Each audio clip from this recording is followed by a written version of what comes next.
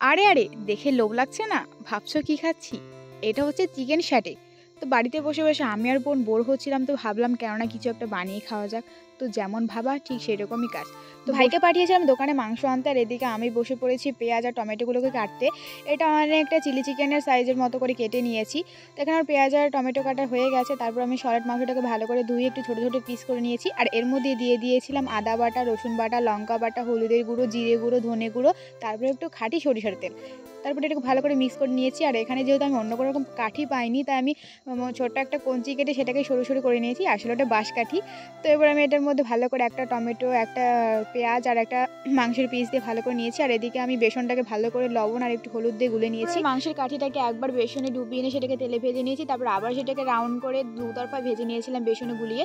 তার এরপর আমি ভালো করে ডেকোরেশন করে নিয়েছি সস আর পেঁয়াজ আর গাজর দিয়ে। সত্যি সত্যি বলছি, এটা জাস্ট খেতে অসাধারণ হয়েছিল। তোমরা বাড়িতে ট্রাই